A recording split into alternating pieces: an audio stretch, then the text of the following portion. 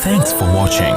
Don't forget to like, comment, share and subscribe to والذين جاءوا من بعدهم يقولون ربنا اغفر لنا ولإخواننا الذين سبقونا بالإيمان صدق الله مولانا العظيم الصلاة والسلام عليك يا سيدي يا رسول الله وعلى آلك وأصحابك يا نعمة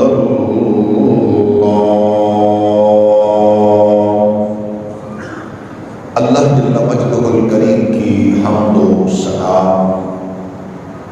حضور تاجدار ختم نبوت صلی اللہ علیہ وآلہ وسلم کی دربار در بار میں بے حد و حساب درود و سلام اللہ کریم کے حضور دعا ہے حق کہنے کی اور ہم سب کو اس پر عمل پیرا ہونے کی توفیق سعادت نصیب فرمائے۔ دین اسلام کا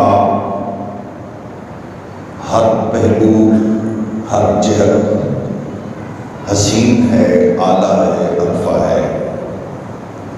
اسلام کی یہ خصوصیت اور کوالٹی ہے، اس کی جس جہت کو بھی آپ سامنے رکھیں آپ اس پر بلا شبہ فخر اور ناز کر سکتے ہیں اور کرنا بھی چاہیے۔ اسی لیے مسلمانوں کے لیے ضروری ہے کہ وہ اسلام کے ساتھ مجبور ہو کر نہ چلے، اسلام کے ساتھ مسرور ہو کر چلے، وہ اس کی ہر جہت اور ہر پہلو پر ان کو نظر بھی ہونی چاہیے اور اس پر فخر بھی ہونا چاہیے۔ آج کی دنیا میں لادینی قوتوں اور مغربی تہذیب کا جو سب سے بڑا ہتھیار ہے وہ ہے انسانی حقوق کا، اور انسانی حقوق کے حوالے سے بھی ان کا دائرہ بڑا مختلف ہے، محدود ہے۔ ان کے حقوق میں جہاں ہیومن رائٹس کی بات کرتے ہیں تو اس میں آپ یاد رکھیں کہ مسلمان نہیں ہیں، ان کے ہاں انسانیت کا جو دائرہ ہے اس میں ان کے اپنے کچھ اصول ہیں، اس میں مسلمانوں کو شامل نہیں کرتے۔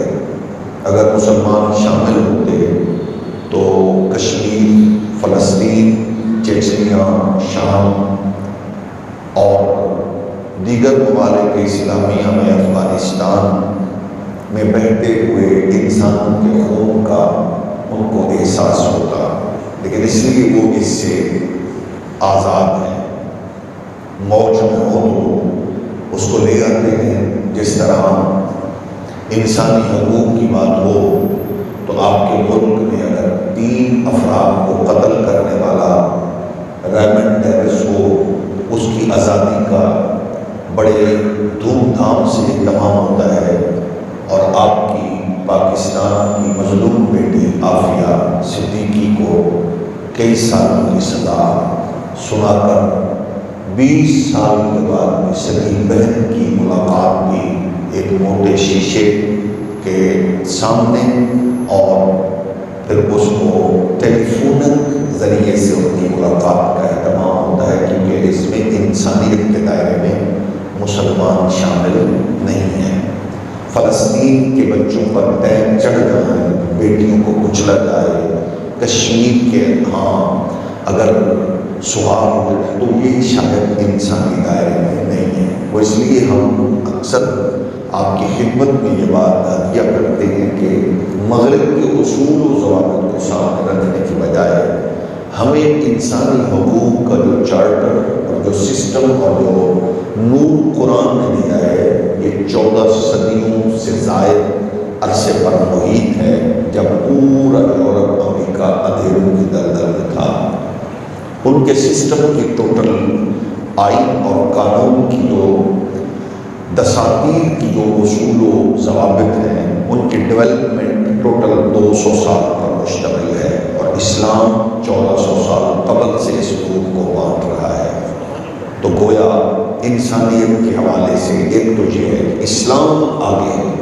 آپ دیکھیں انسان کل 14 صدیاں پہلے، اب امریکہ، یورپ 200 سال پہلے سے انہوں نے شروع کیا، قتل کا بدلہ قتل، انسان کا بدلہ قتل کا بدلہ قتل ہے۔ قرآن نے 14 صدیاں پہلے کہا قتل کا بدلہ قتل ہے، انسان 1400 سال پہلے کہا۔ انہوں نے آج کہنا شروع کیا، قرآن نے کہا من قتل نفسا بغیر نفس او فساد فی الارض فکأنما قتل الناس جميعا۔ ایک انسان کا قتل پوری جمعیت کا قتل ہے، اور ایک کی زندگی من احیاها فکأنما احیا الناس جميعا۔ اسلام اس میں آگے ہے، قرآن اس میں آگے ہے۔ جو پہلو میں آپ کی خدمت میں ہدیہ کرنا چاہ رہا ہوں وہ یہ ہے کہ آپ دھڑلے سے کہیں، آپ بحیثیت مسلمان پوری کائنات میں اسلام کے سوا اور آپ کو کہیں یہ تصور نہیں ملے گا۔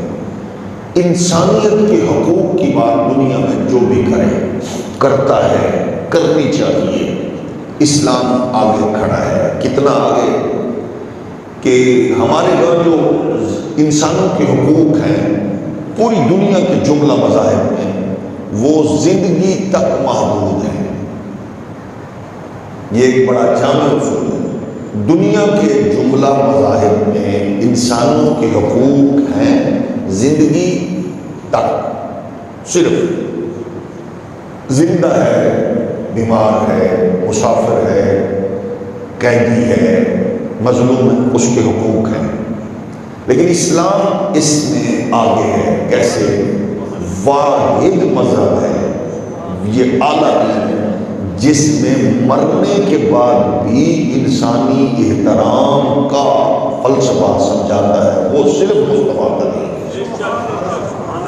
زندگی میں تو سارے پیش کرتے ہیں، یہود و نصارہ، کرسچن، باقی جتنے بھی۔ اسلام یہ کہتا ہے کہ صرف زندگی میں نہیں، مرنے کے بعد بھی وہ آپ کے سلوک کا، اس میں سلوک کا محتاج ہے۔ کہاں ہے دنیا میں وہ مذہب کہ قبر کے اوپر آپ نے نہیں چڑھنا، کسی کی قبر ہو، قبر کے اوپر کھڑے نہیں ہونا، قبر کے اوپر پاؤں نہیں رکھنا، قبر کے اوپر بیٹھنا نہیں، یہ اسلام سکھاتا ہے۔ اور ایک خبر نے یوں دل کو زخمی کیا، چند جمعے قبل ہم نے اس پر انڈیا کے قبرستان کی بات کرتے ہوئے ہم نے کہا پاکستان میں ایسا نہیں ہے، لیکن ہم نے خود بدقسمتی سے یہ پڑھا۔ گجرانوالہ کے قلعہ دیدار میں ایک مرنے والی 27 سالہ مظلوم بیٹی، اس مرحومہ کی قبر کو اسی طرح کھول کر کسی سفاک اور درندے نے درندگی کی حدوں کو پار کیا۔ اب بتائیں کہ کہاں تک پہنچ گئی ہے یہ مسلمان، یہ انسان، یہ بدبخت کہاں تک پہنچ گئے ہیں۔ یہ ساری شاخسانہ اور یہ ساری کارروائیاں میڈیا کی بے حیائی اور بدماشی اور بغیرتی اور فحاشی بریانی کے ساتھ ساتھ دین سے دوری کی وجہ ہے۔ یہ چیزیں پڑھ کر دل کو تکلیف ہوتی ہے۔ انڈیا میں کوئی ایک گانے والا تھا، کوئی غیر مسلم، اس کے مرنے پر میں نے دیکھا پاکستان میں کچھ بدبخت جاہل نوجوانوں نے اس کے لیے برسی کا اور سالانہ ختم کا اہتمام کیا ہوا ہے۔ یعنی کہاں ہے ہماری جہالت؟ سچی بات تو یہ ہے، ایسے ماں باپ کو ڈوب کر مر جانا چاہیے جن کی اولاد ان کی عدم توجہ اور تربیت کی کمی کی وجہ سے ایسی چیزوں میں ملوث ہے۔ ہم تو پل پل مسلمان اسلام کے ترجمان ہوتے ہیں۔ تو میں یہ عرض کر رہا ہوں، اسلام کی یہ کوالٹی ہے کہ وہ صرف زندگی میں نہیں، مرنے کے بعد بھی اس نے سلوک کا فلسفہ پیش کرتا ہے۔ یہ اعزاز صرف اور صرف اسلام کو ہے، کسی مذہب میں نہیں ہے، باقیوں میں۔ اور اس غسل کو برقرار رکھنا ہے۔ مرنے کے بعد اب دیکھیں دنیا میں کہیں ایسا کتنا خوبصورت، اس کو سب سے پہلے غسل دو، کیا حسین انداز ہے، کفن دو، پھر صرف کفن نہیں، خوشبو لگاؤ، خوشبو لگا کے اس کو اسٹریچر پہ، ریڑے پہ، گاڑی پہ رکھ کے کھینچنا نہیں، کندھے پہ اٹھاؤ، کیسا دین ہے۔ پھر اس کے آگے کھڑے، اس کو آگے رکھ کے اس کے لیے دعا کرو، جنازے کی صورت میں۔ پھر جنازے کی صورت ادا کرنے کے بعد آپ پھر اپنی زبان میں، جس میں آپ چاہتے ہیں کہ آپ اپنا معافی ضمیر رو رو کر کے گرا کر بیان کرے رب کے حضور، دعا مانگے، پھر اس کی تدفین ہے، مٹی ڈالو، دعا کرو۔ یہ حسین عمل صرف مصطفیٰ کے دین میں ہے صلی اللہ علیہ وآلہ وسلم، اور اس کو ہم نے برقرار رکھنا ہے، اور اس کے غسل کو ہم نے اپنی نسلوں تک منتقل کرنا ہے۔ تو اس میں جب ہم یہ تصور بیان کرتے ہیں تو پھر بہت سی اور بھی جو ہمارے ہاں ہوائیں اور طوفان اڑتے ہیں کہ یہ کیا ہے۔ اس میں یاد رکھیے کہ مرنے والے کے مرنے کے بعد پہلے تو ہم اس تصور کو دیکھیں کہ اللہ کی جو عبادت ہے، عبادت ایک ہے مالی عبادت، ایک ہے بدنی عبادت، اور ایک مالی اور بدنی ان دونوں کا مرکب ہے۔ ان چیزوں کو جب ہم سامنے رکھتے ہیں، بدنی عبادت وہ جس کا تعلق بدن سے ہے، جیسے تلاوت ہے اور تسبیح و تحلیل ہے، دعا و استغفار ہے۔ مالی عبادت یہ ہے کہ جس کا تعلق یہ ہے کہ زکوٰۃ، صدقات وغیرہ، اور باقی ہے کہ ان چیزوں کے ساتھ جڑی ہوئی ہے۔ حج ہے تو اس میں مالی اخراجات بھی ہیں اور ساتھ ساتھ سفری تکالیف بھی ہیں۔ ان دونوں کو جب سامنے رکھتے ہیں تو پھر ہم آگے دیکھتے ہیں کہ اس کے بارے میں امت کا اتفاق ہے کہ عبادت اخلاص و للہیت سے کی جائے تو اس کا ثواب، اس کی قبولیت اللہ اپنے کرم سے فرما دیتا ہے۔ یہ ہے اہل ایمان کا، اہل اسلام کا ایک متفقہ اصول۔ اب میں جس مسئلے کی جانب بڑھنے لگا ہوں وہ آج سے ہم شروع کر رہے ہیں، اور کوشش ہے 2 جمعوں تک اس کو کمپلیٹ کریں۔ یہ ایک اہم مسئلہ ہے کہ کیا اس عبادت کا ثواب آپ مرنے والے کو بھی پیش کر سکتے ہیں یا نہیں؟ یہ ایک اہم مسئلہ ہے جو ہم سے جڑا ہے، اہل سنت سے جڑا ہوا ہے، اور یہ خالصتاً ہماری ایک روایت بھی ہے اور ہمارے شاعر میں شامل بھی ہے، اور یہ الحمدللہ وہ حسین عمل ہے۔ یعنی آپ جو عبادت کرتے ہیں، عبادت کس کی؟ تو کیا آپ اپنے لیے کر رہے ہیں، یعنی اللہ کو راضی کرنے کے لیے، آپ کو فائدہ ہو، جنت ملے، گناہوں سے چھٹکارا ملے، کیا اس کی نیکی، اس نیکی کو آپ مرنے والے کو پیش کر سکتے ہیں؟ یعنی آپ اپنے رشتہ داروں کو، مرحومین کو پہنچ سکتا ہے یا نہیں؟ پہلی بات یہ ہے کہ اسلام کا میں نے کہا حسن ہے کہ مرنے کے بعد بھی اسلام مرنے والے مرحوم کو زندہ لوگوں کی طرف سے برکات اور فوائد عطا کرتا ہے۔ اس میں ایک جو سب سے بڑی رائے ہے، رائے سے مراد یہ ہے کہ اس پہ اجماع ہے، اور اکثر سواد اعظم کا جو بالاجماع اتفاق ہے وہ یہ ہے کہ اس میں آپ جو بھی کریں پڑھیں اس کا ثواب اللہ کے حضور ان بندوں کے لیے آپ پیش کریں تو اللہ آپ کے بخشے ہوئے اور ثواب اور کیے ہوئے عمل کا ان کو فائدہ دے گا، دیتا ہے۔ یہ ایک سواد اعظم کی رائے ہے۔ اس میں ایک ہے معتزلہ کا اس پر انکار ہے، وہ کہتے ہیں نہیں پہنچتا۔ اچھا وہ بھی قرآن سے دلیل لیتے ہیں، وہ کہتے ہیں وَأَن لَيْسَ لِلْإِنسَانِ إِلَّا مَا سَعَى، انسان کو سوائے اس کے کسی چیز کا فائدہ نہیں جو اس نے خود کیا، وہ جواب دہ ہے، جو اس نے عمل کیا اس کے سوا اس کے پاس کچھ نہیں ہے، وہ اس آیت سے لیتے ہیں۔ اور اہل سنت الحمدللہ ہم کہتے ہیں کہ یہی آیت کریمہ اور اس کا ما قبل و ما بعد وضاحت فرما رہا ہے، عطا فرما رہا ہے۔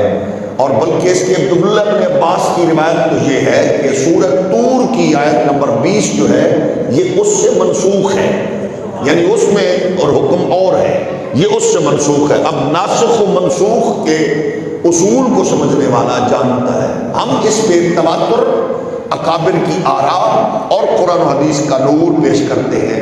سب سے پہلی دلیل آپ حضرات کی خدمت میں قرآن کا یہ نور پیش کرنے کی سعادت حاصل کر رہا ہوں۔ ایک نقطہ ذہن میں رکھیں، قرآن جو بھی اس کا ایک ایک حرف جملہ وہ کامل اکمل ہے، تھا، رہے گا۔ قرآن اچھے عمل کی تسہین کرتا ہے، تحسین کرتا ہے، لغو کو، فضول کو اور برے عمل کو قرآن روکتا ہے۔ یہ اصول ہے، یہ میں اپنے بھائیوں بچوں کی خدمت میں عرض کر رہا ہوں۔ قرآن کا اصول کیا ہے کہ اچھے عمل کی کیا کرے گا؟ تحسین کرتا ہے، حکم دیتا ہے تو اس کی تحسین کرتا ہے، یہ اچھا عمل ہے، اور برے عمل سے قرآن روکتا ہے۔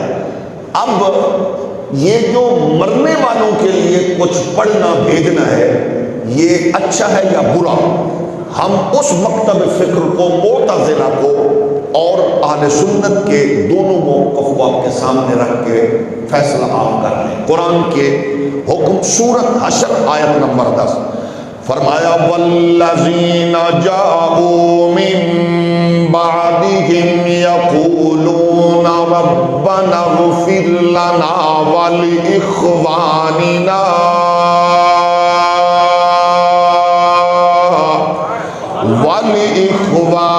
الذین سبقونا بالایمان،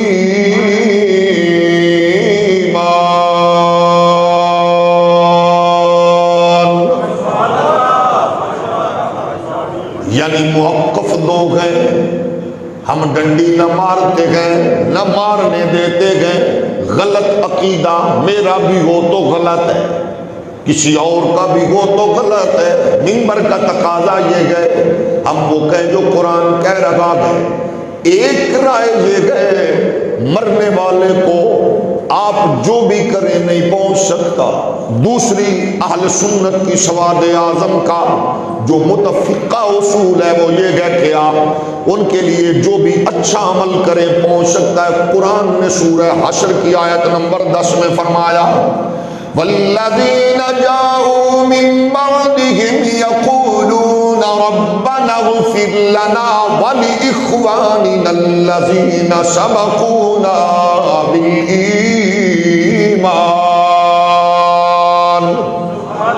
وہ جو ان کے بعد آئے، وہ جو ان کے بعد آئے وہ یوں دعا کرتے گئے، یقولون، وہ جب بھی کہتے ہیں ربنا اغفر لنا، اللہ ہمیں بخش دے، ہماری مغفرت فرما، لیکن اس سے اگلا جملہ وَلِإِخْوَانِنَا الَّذِينَ سَبَقُونَا بِالْإِيمَانِ، اور ہمارے ان بھائیوں کی مغفرت فرما جو ہم سے پہلے چلے گئے، شرط یہ ہے کہ گئے ایمان کے ساتھ۔ یہ ہے مسئلہ۔ وہ کہتے گئے اس کو فائدہ نہیں پہنچتا، ہم نے کہا ٹھیک ہے، بات ٹھیک ہے لیکن ادھوری ہے، آپ نے مطلق فیصلہ کیا، ہم نے کہا نہیں، قرآن نے بانٹ کر دی، تقسیم کر دی ہے۔ بعد میں وہ جو بعد میں آئے، ڈونگا باغ میں آنے والوں، ہم اپنے دادا کے بعد میں آئے، پردادا کے بعد میں آئے، ہم آئے، ہمارے مرنے کے بعد آئیں گے۔ قرآن کہتا ہے وہ جو بعد میں آئے وہ پہلے والوں کے لیے بھی دعا کرتے گئے۔ اس کو سنیت کہو، دیوبندیت کہو، بریلویت کہو، جو بھی کہو، اللہ کے بندو، اسی کا نام عین اسلام ہے۔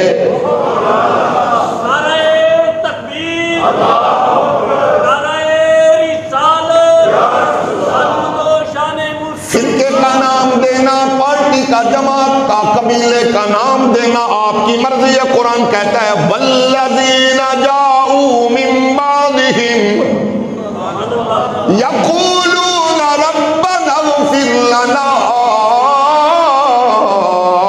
ولاخواننا الذین سبقونا بالایمان۔ اب یہ بھی سنیے، ایک ہے مومن، مومن کی کوالٹی کیا ہوتی ہے؟ فرمایا جو اپنے لیے پسند کرے۔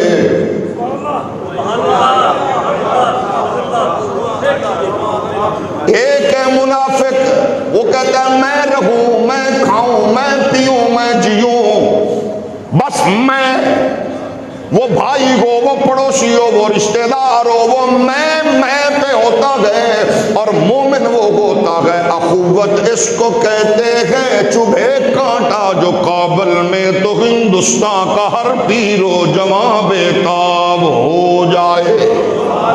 مسلمان ایک جسم کی مانند ہوتے ہیں، تکلیف کو محسوس کریں، خوشی میں شیئر کریں، وہ جناب شامل ہو۔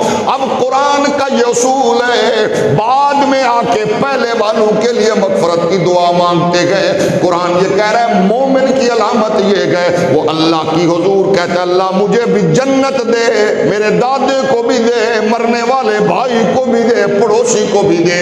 یہ ایسا عمل ہے، اس کو فرقے کا نام آپ کی مرضی ہے۔ قرآن کہتا ہے وہ مومن ہے، ایمان والا ہے،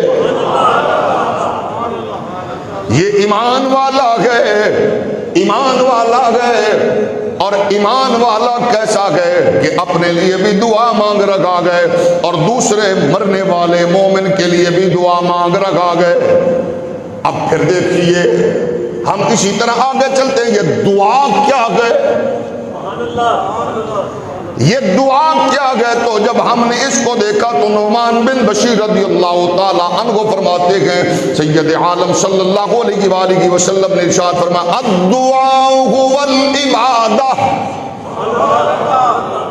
دعا عبادت ہے، دعا عبادت ہے، اللہ کی عبادت ہے دعا۔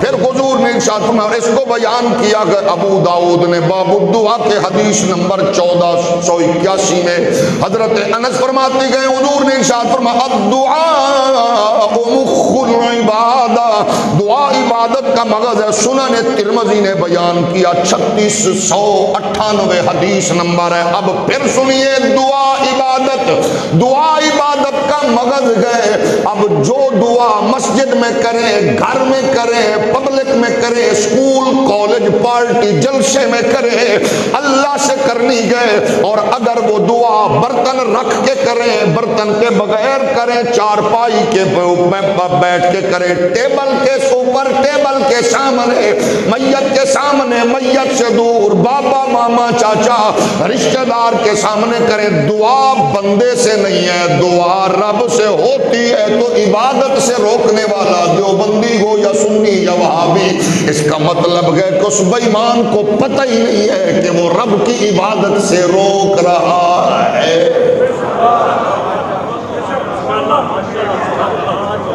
دعا کس سے کرنی ہے، کس کے لیے کرنی ہے؟ حکم کیا گیا اپنے لیے بھی۔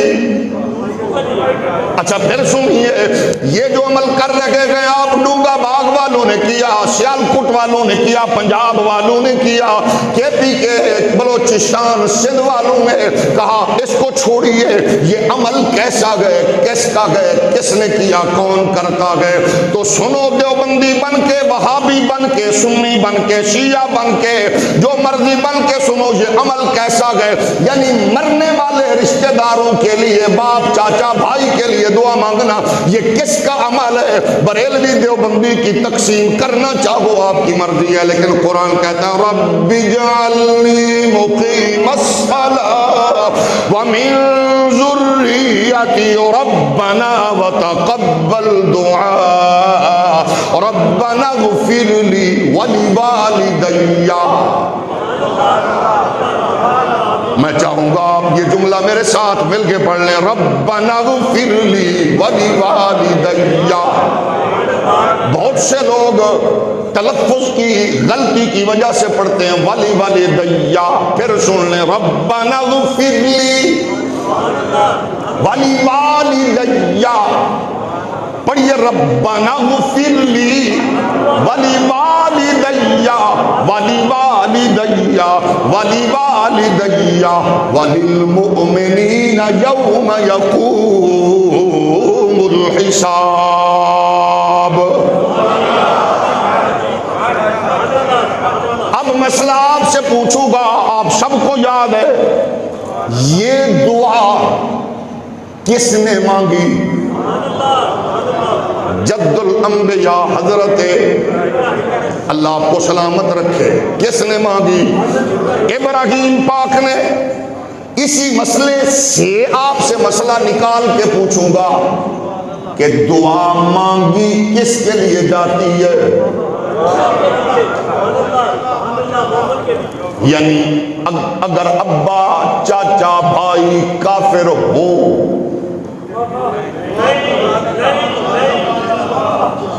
اللہ بھلا کرے اکاڑا پولیس کا جس نے کسی غلط ذہنیت اور گھٹیا تربیت اور جہالت کی وجہ سے انڈیا کے کسی غیر مسلم اداکار کی برسی منانے والے، گلوکار کی برسی منانے والے کو پکڑ کے گرفتار کر کے کہا فٹے منہ تیرے ماں پیو دی تربیت دا۔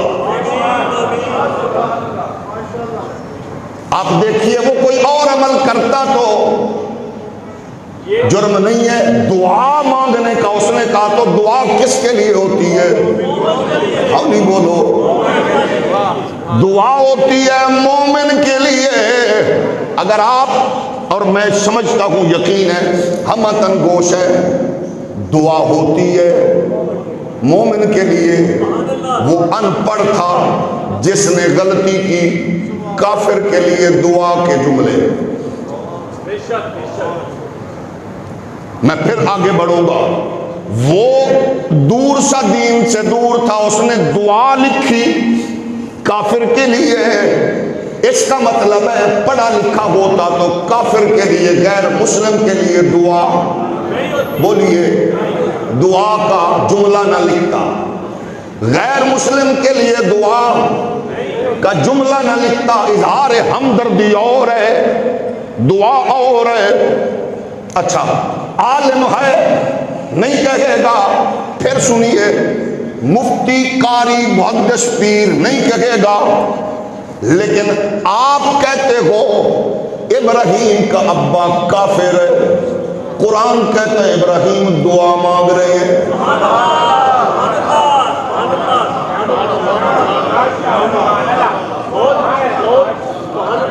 آپ کہتے ہو ابا کافر ہے، قرآن کہہ رہا ہے ربنا اغفر لی ولوالدی۔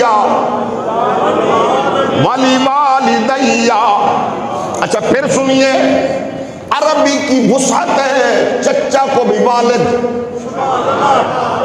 تایا کو بھی والد، لیکن جس بڑی کمیونٹی میں، جوائنٹ فیملی سسٹم میں، جہاں تائے چچا کو ابا کہا جاتا ہے، اس میں ایک اور سسٹم بھی ہوتا ہے کہ وہ نام لیتے ہیں، ابا بھی کہیں گے تو نام بھی لیں گے، اس کا مطلب یہ ہوگا مطلق ابا نہیں ہے،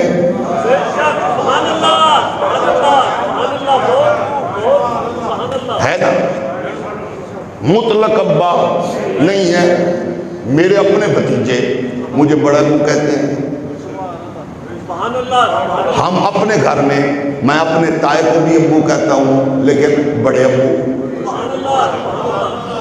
چچا کا نام لے کے تو ان کے نام کے ساتھ ابو لگاتے ہیں۔ جب اپنے ابے کی بات آتی ہے تو کبھی ہم نے چھوٹا بڑا ابا نہیں کہا۔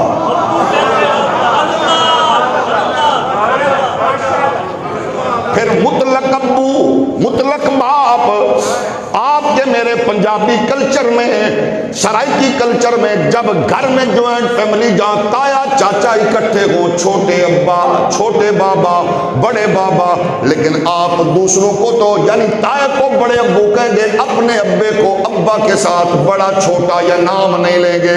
اب ذرا پھر سنیے، قرآن کہتا ہے اذ قال ابراہیم لأبیہ آزر،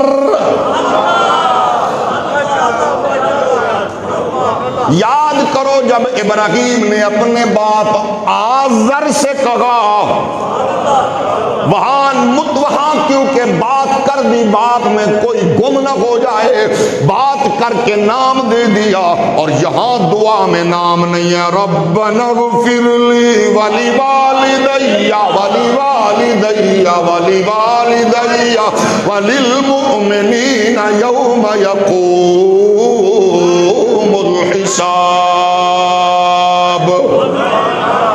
اگر آپ ہمتن گوش ہیں تو پھر آپ کو اسی ذوق میں بارگاہ مصطفی میں لے کے چلوں۔ اللہ ہمیں یہ سعادت عطا فرما دے کہ نور محمدی کی برکات نصیب ہو جائیں۔ حضور نے ارشاد فرمایا، صحابہ بتاؤ میں کون ہوں؟ حدیث شریف ہے ترمذی کی، دوسری جلد ہے، صفحہ نمبر 201 ہے۔ حضور رحمت کونین کھڑے ہیں، ممبر پہ کھڑے ہو کے، چوک میں نہیں، ممبر پر کھڑے ہو کے فرمایا میں کون ہوں؟ صحابہ نے کہا آپ اللہ کے رسول، نبیوں کے امام، محبوب خدا ہے۔ لو جی، اس سے بڑی کوئی ڈگری، سب سے بڑی ڈگری ہے نبی، اس سے اونچی رسول، اور سب سے اونچی محبوب خدا۔ اس سے بڑی ڈگری انسانی کائنات میں گئے نہیں، سب سے اونچے نبی، نبیوں سے اوپر رسول، رسولوں کے اوپر محبوب خدا۔ تبھی تو میرے امام محمد رضا کہتے گئے، خلق سے اولیاء، اولیاء سے رسول، خلق سے اولیاء، اولیاء سے رسول، اور رسول